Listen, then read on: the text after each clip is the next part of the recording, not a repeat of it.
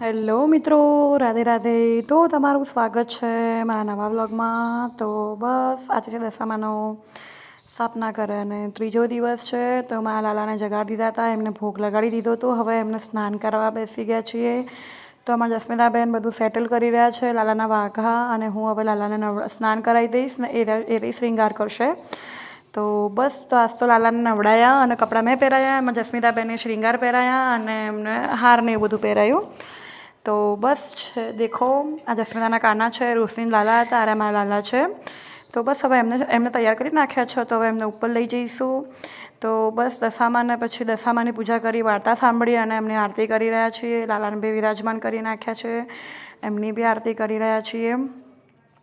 તો બસ પછી અમે લોકો અમારી જસ્મિતાબેન દેખો ઘંટડી વગાડી રહ્યા છે. તો દશામાની બી આરતી અને થાળ કરી નાખ્યો. તો આજ તો અમે બપોરે એકટાણું જમીશું. તો અમારી જસ્મિતાબેને બનાવ્યું છે વાલોનું શાક ને વાલોની કઢી.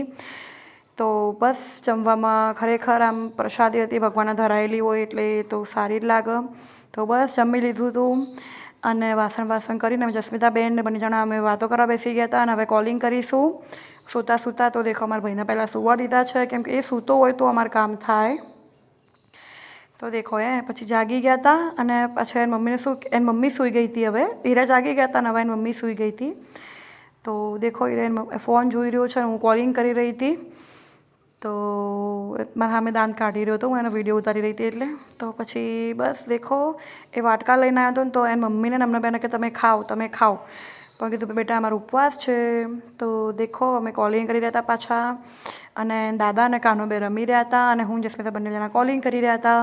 તો બસ પછી સાંજ પડી ગઈ હતી. અમે લોકો આવી ગયા હતા આજે આરતી કરવા માટે. તો આસ્થા પપ્પા અમારા અમારા બનેવી લાલ જીજાજી અમારા વહેલા ઘરે આવી ગયા હતા. તો બસ એમ પપ્પાને બે જણા આરતી કરી રહ્યા છે, કાનોને બે જણા અમારા જસ્મિતાબેન ઘંટડી વગાડી રહ્યા છે. એમ પપ્પા અમે જોઈને સ્માઇલ કરે છે, કેમ કે આજ તો બહુ ઉત્સાહિત થઈ ગયા હતા. એમ પપ્પા આજે પહેલી વખત દશામાની આરતીમાં આવ્યા હતા એટલા માટે.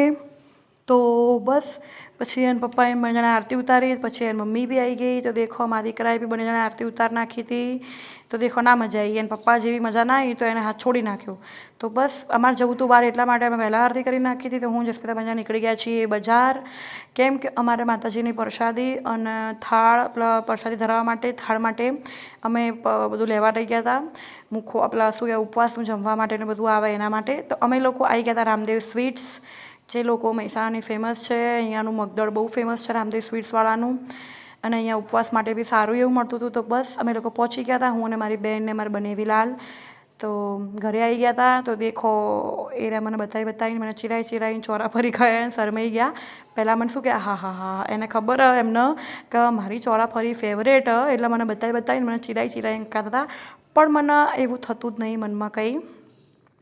તો હું અને મારી બેન બંને જણા કીધું જો તારા ઘરવાળો કીધું મને હેરાન કરે, મને ચીરાવે, કીધું મને બતાવીને ખાય. તો મારી બેન કે આપણે બી નાસ્તો લાવ્યા જ છીએ ઉપવાસનો કાઢ કે. તો દેખો અમે લોકો બી બેસી ગયા ચા અને નાસ્તો કરવા માટે. તો પાછો એરા શરમાતા હતા કે હું ક્યાંક ફેમસ ના થઈ જવું એમ, એટલે ને નહીં આવતા વ્લોગમાં. તો બસ દેખો અમારા કાના ઠુમક કરે કે અમારે હાથ મૂકા, પણ હું એનો વિડીયો ચાલુ કરું ને એટલે શરમાઈ જાય. તો દેખો આ તમારા ભાઈ આવ્યો તો નાનો મને મળવા માટે, સમીરભાઈ આવી ગયા હતા. અને અમારા કાનો તો ખુશ થઈ ગયા હતો કે ભાઈ મામા આવ્યા એમ. એમાં સમીરને અંગાત હારી બને, કેમ કે ભાઈ છોકરું અંગાત રમે એવું હોય ને. તો દેખો બે જણા જીબડા કાઢે એકબીજા સામે.